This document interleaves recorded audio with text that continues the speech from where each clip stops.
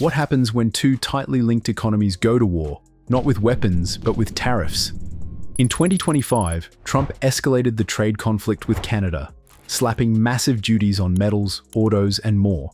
But Canada was not just a bystander. It hit back with immediate effect, and now $15.6 billion in steel exports are on ice. This is not just about numbers. It is about jobs, prices, and the future of industries on both sides of the border. From rising vehicle costs to supply chain chaos, the fallout is spreading fast. Who's winning here, and who's footing the bill? Let's break it all down. Don't forget to like, subscribe, and hit the bell so you don't miss an update. Let's talk about how Trump is making new moves that could reshape the dynamics of global trade.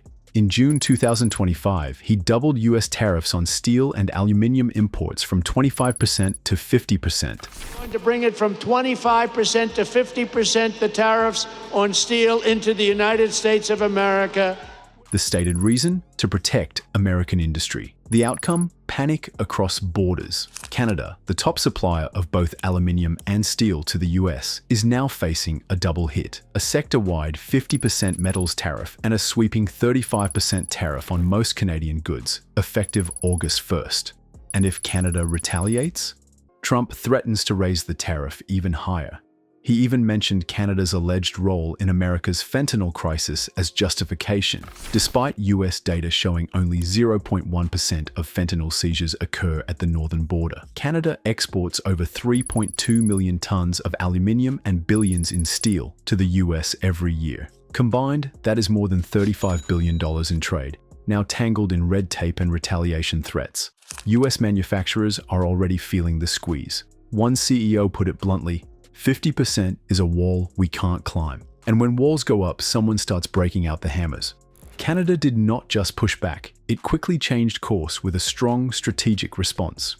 Prime Minister Mark Carney rolled out tariffs of his own, targeting $29.8 billion in US imports, including $15.6 billion worth of steel and aluminium. Canada also slammed the brakes on cheap steel imports by cutting its tariff-free quota in half and slapping 50% duties on excess. Chinese steel hit with an additional 25% if melted and poured in China. More than 530 American-made products are now on Canada's retaliatory list, from gold jewelry to barbecues and umbrellas. Carney is also pumping $730 million into domestic steel projects and mandating Canadian steel for government-funded infrastructure. And it is not just defensive as it might look. Canada is realigning its trade map, tightening ties with the UK and the EU. Carney said it straight. Imports make up 2/3 of our steel consumption. That's unsustainable. Steel production in Canada has already dropped 30% since Trump's tariffs. The new game plan is clear. Protect the industry, diversify exports, and fight fire with economic fire. But here's the thing, Trump might have just hit his supply chain. Before we get into that, here's a reminder to follow us for updates by hitting the subscribe and bell icon. Let's dig in.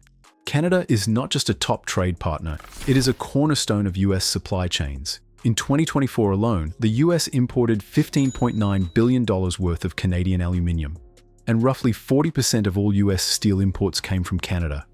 From auto parts to defense contracts, Canadian metal is embedded in US infrastructure, transportation, and even military hardware.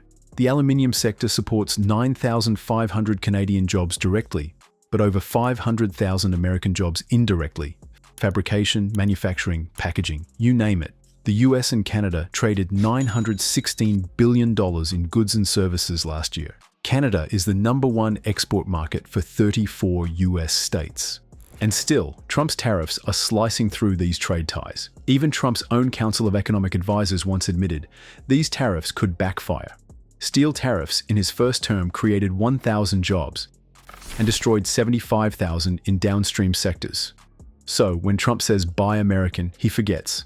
America's been building with Canadian steel all along.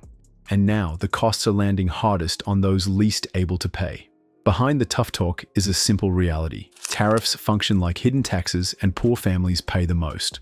According to Yale's Budget Lab, Trump's tariff hikes could cut the purchasing power of low-income US households by up to 4%, costing them roughly $1,500 per year. Why? Because they spend more on imports, on cheaper goods that tariffs now make more expensive. Consumer prices jumped 2.7% in June year over year. Clothes, appliances, and even household essentials are climbing in cost. Trump claims foreign companies bear the burden, but in reality, it is showing up on everyday receipts at Walmart and Target. As copper, aluminium, and steel costs soar, so do prices on cars, canned goods, and electronics. The poorest Americans feel it first and longest. Economists call this policy approach regressive. The White House calls it reciprocal. But whether you drive a BMW or a Buick, tariffs do not discriminate in impact. And nowhere is the squeeze being felt more than in the auto industry. The US auto industry is stuck in a metal trap, and it is tightening fast. Since Trump slapped on 25% auto tariffs and hiked metals duties to 50%, automakers are reeling. Copper prices spiked to $12,526 per metric ton, and steel quadrupled since 2018. According to Alex Partners, the tariffs will cost US automakers $1,700 per vehicle made domestically and $3,500 to $5,700 per vehicle imported. Cars under $30,000, already rare, are disappearing. A new report shows that 92% of sub-$30,000 cars are imports.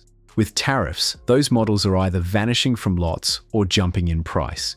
Dealers are racing to sell pre-tariff inventory, but once that is gone, they might be looking up at more turbulence. Even basic repairs are pricier, thanks to imported parts subject to tariffs. Porsche projects a $351 million hit just from April and May. Toyota and Ford are quietly raising sticker prices. At Europe's port of Antwerp-Bruges, thousands of vehicles sit idle, blocked by US tariffs. Exports of trucks and tractors to the US are down over 30% in 6 months. The ripple effect is global, but the next chapter could be even more unpredictable. The writing is on the wall. America and Canada are heading into a high-stakes trade standoff that could reshape North American manufacturing. Prime Minister Carney has warned that a deal without tariffs may not be on the table. Trump has shown no signs of pulling back, despite mounting political and economic pressure. His tariff letters are essentially ultimatums disguised as agreements. Carney, though, is playing the long game, pushing back while keeping trade negotiations alive. Canada is preparing to raise counter-tariffs if Trump goes further. And with the USMCA up for review next year, both sides are already repositioning. Some analysts believe Trump may walk back some tariffs to soften inflation ahead of the 2026 midterms. Others say he will double down, using trade chaos as political leverage.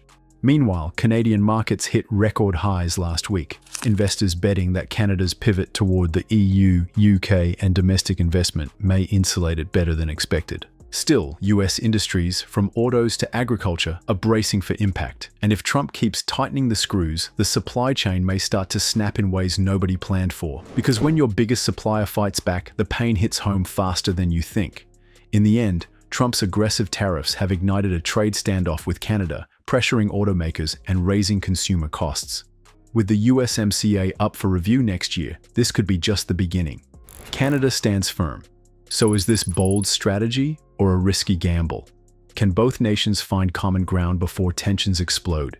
Drop your take in the comments, like this video, and subscribe for more sharp analysis.